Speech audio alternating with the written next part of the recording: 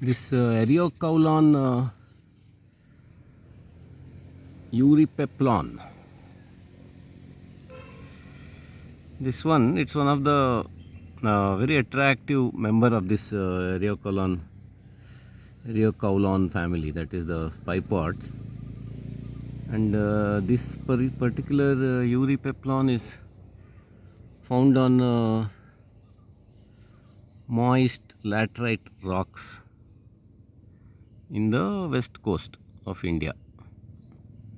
And according to what the internet sources and all say, it's not considered as endangered, but I think it is endangered because these laterite rocky areas, they're usually hilltops and all where there is no agriculture going on, so it's very easy to get converted to real estate, and therefore the habitat is endangered, and likely once that habitat vanishes, these plants and all can't survive.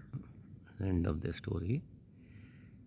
Then it is very beautiful also, and it has one or two identifying marks, that is from that stem from which the leaves comes out, that flower comes out, that has a leaf type of sheath. So that is one identifying, and it has a touching and all, if it feels like onion leaf, soft and kind of smooth and succulent.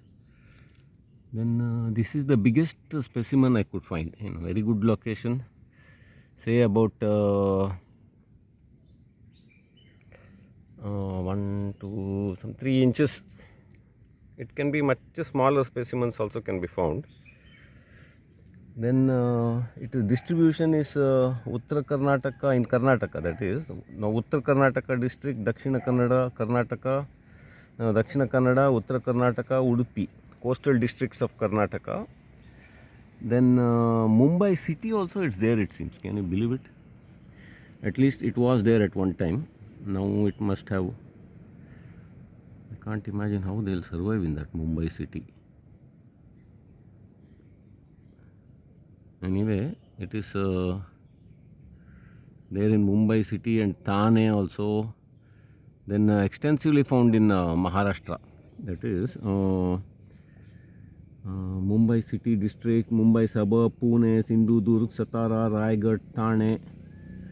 So widely distributed in laterite areas of the coastal parts of Maharashtra and Karnataka. And Kerala also, it may be there. And then there are totally, so far, some 100 varieties of this Eriocaulon has been identified, and I have covered a few of them, some 4 or 5 I must have covered, and it's a very nice group of plants that is somewhat related to grasses and sedges and all those grassy type of plant groups. Then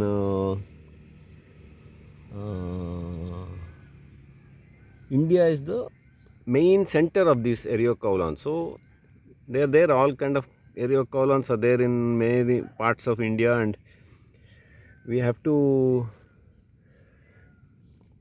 identify all of them. There may be, in my opinion, some 50 or 100 more may be there, hiding away somewhere. And this particular patch is a very nice little group, and then it's there's one little, some light soil is there here, in that only it has occurred. So I'll try to do a close-up, after which we can wind up this. These tiny plants, if you take the trouble to sit and go look at them, they're very nice. And then see the root part. Oh, beautiful there. And then it's if you step on it, they'll get crushed. They're so delicate and fragile kind of things. So people, they don't look down. Normally when they walk and all, they're busy with their cell phone and all such things and looking here and there. So people will be maybe stepping, walking on them and all, but without even knowing that they exist. So sometimes when you walk and all, you look down. What am I stepping on? Then you might find some of these tiny type of plants somewhere.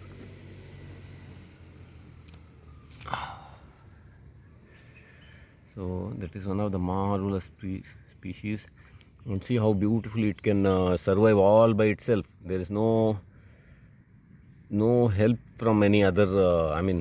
Nobody waters it, guard, fertilize it, nothing. And for thousands, millions of years, they have survived and evolved on their own, season after season, rainy season, summer, everything, and so many species, and beautifully survived. Now, when we are all there, when we humans have taken over the entire planet now, it's high time we started looking at our other residents of this planet Earth. And this is one of those. So, I can't say much more than this. Just look at those marvelous beauties. So this is also a doomed location. It's a hilltop. There is a highway, and full of these acacia trees now, acacia auriculiformis, and posh bungalows are also coming a few. So this is a very valuable real estate of somebody.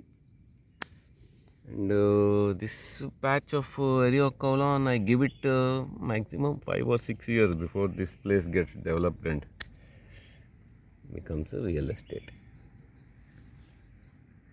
I don't want to depress anyone, but signs of hope. It's also a sign of hope that in the city with all this here, I'm sure there those bulldozers and all must have come and cleared, seeing the way the thing is leveled. So even in such places, the small communities of plants have managed to survive, and probably if we ruin the planet completely and manage to successfully become extinct, some of them will going to survive. They are not going to go anywhere. In some nooks and corners, they will manage and recolonize. It's in our own interest to take put some energy and resources to protect our own plants and biodiversity in our own interest, selfish interest only. No need to think of any other altruistic motive. If you all want to survive, take care of your environment.